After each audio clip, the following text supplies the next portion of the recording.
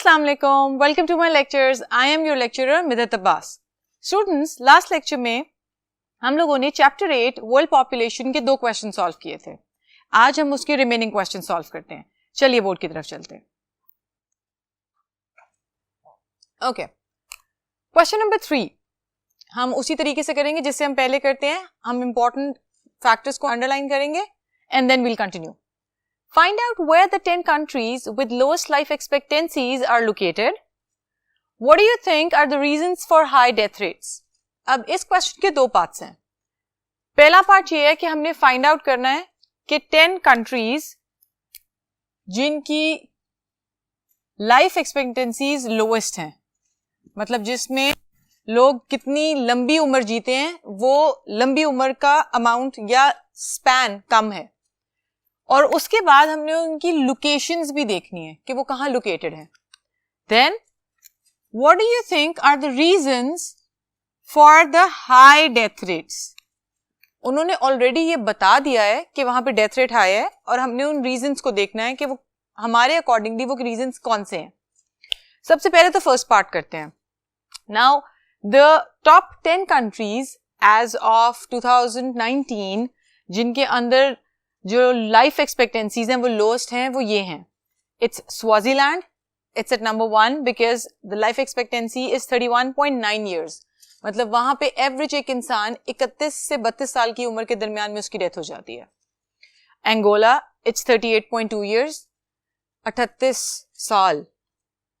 Zambia 38.6, 38.5 से थोड़ा सा ज्यादा. Then Lesotho which is 40 years. फिर Mozambique which is 41.1 years, then Sierra Leone which is 41.2 years. आगे it's Liberia 41.8 years, Djibouti which is 43.4 years, Malawi 43.8 years, Central African Republic which is 44.5 years. ये वो 10 countries हैं जिनमें life expectancy या लोगों की उम्र एवरेज सबसे कम है ऑल ओवर द वर्ल्ड. अब जब हमने इनके नाम देख लिए और इनकी लाइफ एक्सपेक्टेंसी की वैल्यू देख ली, अब हम जो देखेंगे what you're seeing on your screen is a map which is showing you the locations of these countries. अगर आप नोट करें इस मैप पे तो ये कंट्रीज किस किस जगह या किस किस कॉन्टिनेंट में हैं. गौर से देखिए और नोट करिए. Now, what was my point of making you look at the map? क्या रीजन था कि मैंने आपको मैप पे उन कंट्रीज की लोकेशन देखने को कहा? द रीजन वाज कि दे आर सिचुएटेड और they are located in regions जहां already the countries are under developed, the regions are under developed. क्योंकि इस तरह की जो इश्यूज हैं जिधर high death rates is an issue, वो ऐसे कंट्रीज में या ऐसे रीजन्स में होता है जहां पे हेल्थ स्टैंडर्ड्स खराब हो, जहां पे इकोनॉमिक स्टेबिलिटी ना हो, कंट्री अंडर डेवलप्ड हो, वहां पे रहने वाले लोगों को फैसिलिटीज प्रोवाइड ना कर सकता हो. So these 10 countries are located in such regions. या तो वहां पे पॉवर्टी बहुत ज्यादा है, इकोनॉमिक इंस्टेबिलिटी है, या वहां पे हेल्थ के फैसिलिटीज प्रॉपर नहीं है, और अगर थोड़ी बहुत जो है उनमें एक्सेस नहीं है, या जितनी भी हैं वो उतनी सारी पॉपुलेशन को केटर नहीं कर सकती हैं. अब reasons for such low life expectancies कुछ मैंने अभी आपको बताई, बाकी हम डिस्कस करते हैं. पॉवर्टी को रेड लाइन में मैंने क्यों रेड कलर में क्यों लिखा है मैंने? इट इज बिकॉज सारी रीजंस की, सारी वजूहात की जड़ ये पॉवर्टी या ये गरीबी है. क्यों? क्योंकि अगर कंट्री के पास पैसा नहीं है तो there is economic instability. Economic instability कि कंट्री अपने पांव पे खड़ा नहीं है, इतना पैसा जनरेट नहीं कर सकता कि वो अपने लोगों की जरूरियात पूरी कर सके. जो बेसिक नेसेसिटीज ऑफ लाइफ है which is food, shelter and clothes, ये अगर एक कंट्री अपनी पॉपुलेशन को नहीं प्रोवाइड कर सकता तो वो कंट्री इकोनॉमिकली स्टेबल नहीं है.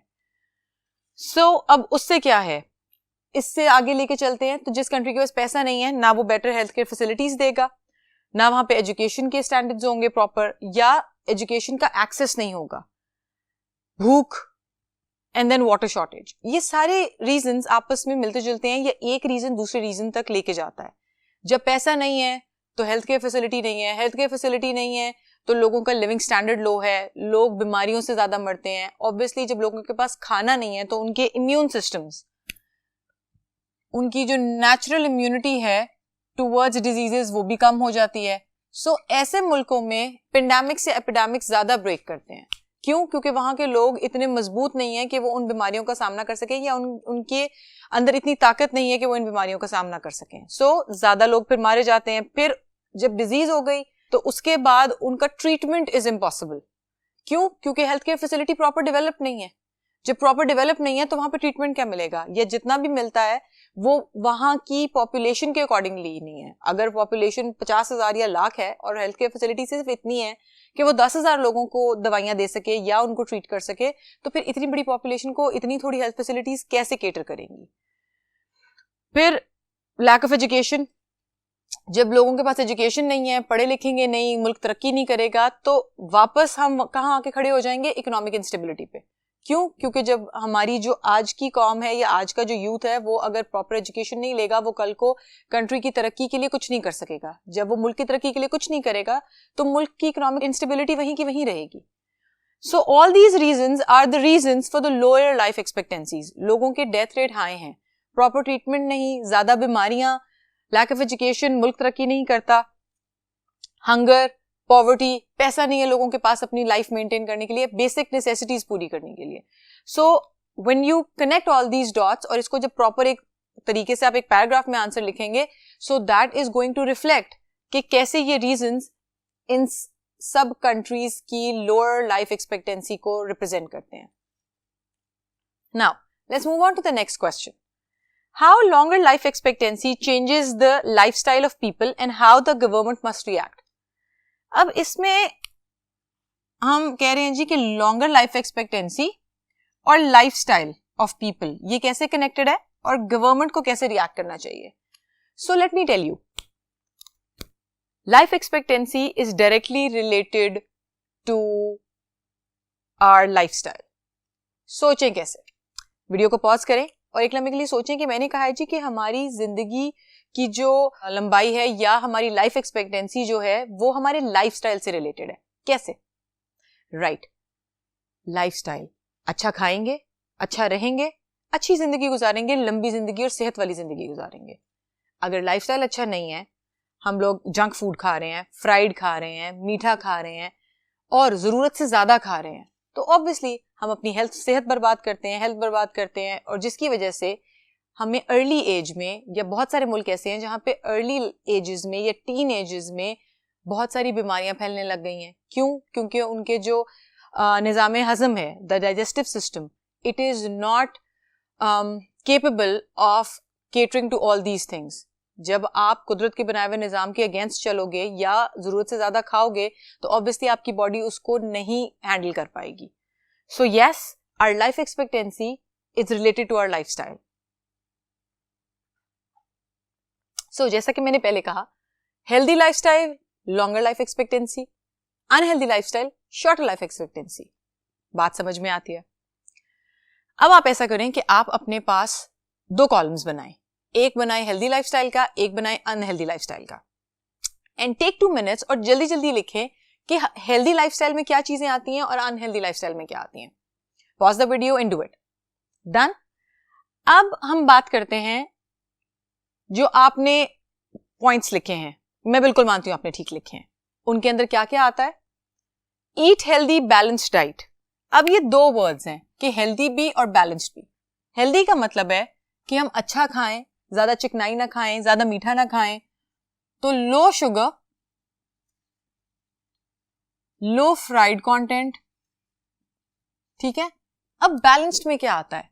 बैलेंस्ड में आता है कि हम फ्रूट्स भी खाएं, हम वेजिटेबल्स भी खाएं, हम मीट भी खाएं, हम नट्स भी खाएं और हम मिल्क या डेयरी प्रोडक्ट्स को भी अपनी लाइफ का हिस्सा बनाएं.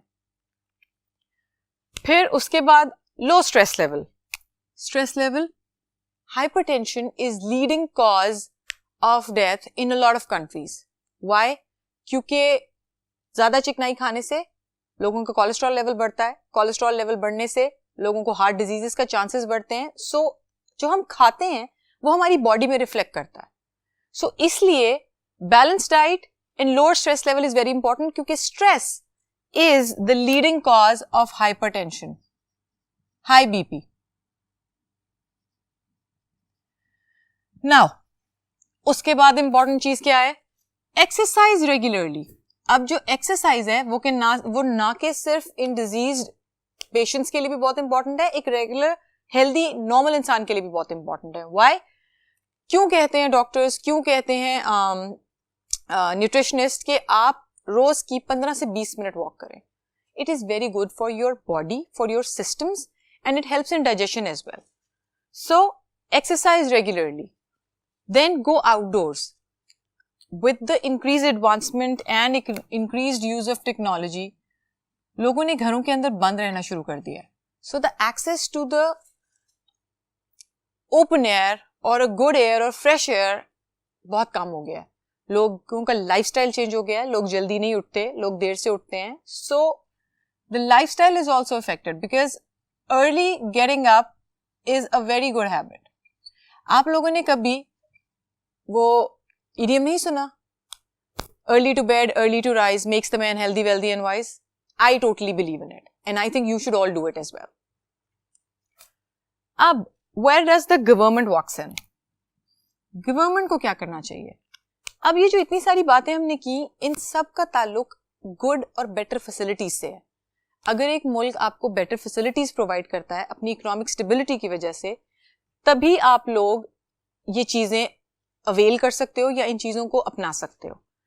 प्लस जो हमारे मुल्क का या जो जनरली मुल्कों का जो कि डेवलपिंग कंट्रीज हैं, उनका बेसिक एक इशू तो है इकोनॉमिक स्टेबिलिटी, ठीक है, लेकिन उसके बावजूद कोशिश तो की जा सकती है. बिकॉज ये इकोनॉमिक स्टेबिलिटी सिर्फ गवर्नमेंट का काम नहीं रह जाती, इसमें हम as a citizen, because responsibilities of citizenship, ये भी एक बहुत इंपॉर्टेंट फैक्टर है कि क्या हम उन रिस्पॉन्सिबिलिटीज को पूरा करते हैं, क्या हम टैक्स देते हैं, जो कि मुल्क की इकोनॉमी के लिए फिर फायदेमंद साबित होता है. So it is a circle which is related, in fact it's a cycle where one is related to the second and the second is then back again related to one. So yes, we should all pay taxes, plus the government should make and implement policies regarding economic stability. अब government policies बनाए, implement करे कि people, it should ensure that people should pay taxes, but in return it should also ensure that there are better facilities which are provided to each one in the nation. For example, healthcare sector है तो वो properly develop हो और वो सारी nation को या सारे सिटीजन्स को केटर करे. Education, primary level education free कर देनी चाहिए. देन जो कि काफी हद तक है भी, लेकिन उसकी एक्सेसिबिलिटी उस लेवल तक नहीं है बहुत सारे मुल्कों में. फूड, उसका जो है housing schemes should be introduced. बहुत सारे मुल्कों में there are stipends which are given to old age people ताकि वो रिटायरमेंट के बाद आराम से रह सकें. There is policies, yeah, there are schemes which cater to children for their free education and for their free medical facilities. लेकिन ये सब बातें जो हैं ये उन developed countries से ज़्यादा related हैं which are better equipped to cater to their needs. However, developing countries में भी बहुत ज़्यादा ये increasing trend है and the governments are working towards it and they should work toward it. Let's move on to fifth question. It is, why do you think people move from countryside to cities? अब countryside से city पे लोग क्यों move कर रहे हैं? क्या कहते हैं? ये किस चीज की definition है? जल्दी से बताएं मुझे. Right, it's urbanization. So urbanization क्यों होती है and what problems does this cause? हम पिछले लेक्चर में urbanization के factor, urbanization के problems discuss कर चुके हैं. So let's just give it a recap. लोग countryside से city क्यों move करते हैं? Expectations, where they want better life में आ जाता है जी कि they have better health hospital facilities, they have better education, they have better jobs, they have better transport. ये सारी चीजें जो हैं ये better facilities में आ जाती हैं.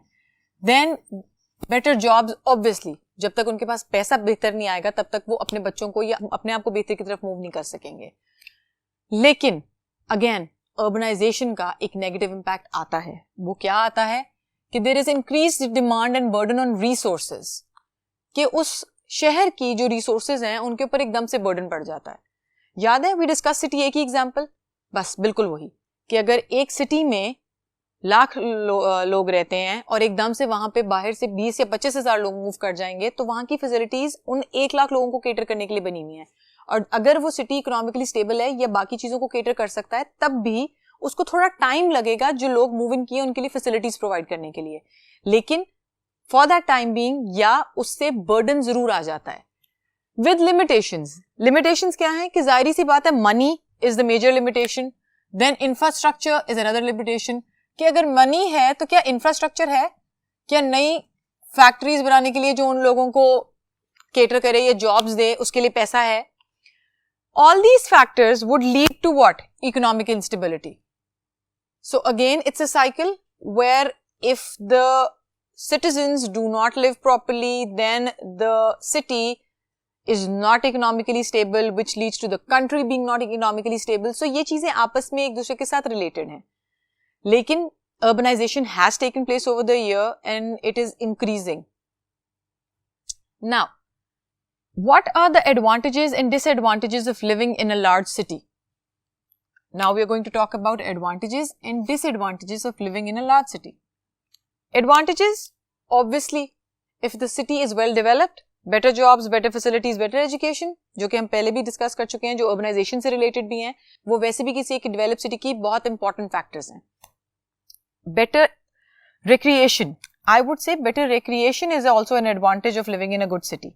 कि वहां पे पार्क्स ज्यादा हैं, वहां पे शॉपिंग मॉल ज्यादा हैं, वहां पे बच्चों के लिए प्ले लैंड ज्यादा हैं. So these all are advantages of living in a city, जहां पे आप अपने आप को ना सिर्फ मसरूफ रख सकते हो बल्कि अपने लेजर टाइम में या फ्री टाइम में अपने आप को बिजी भी रख सकते हो या एंजॉय भी कर सकते हो.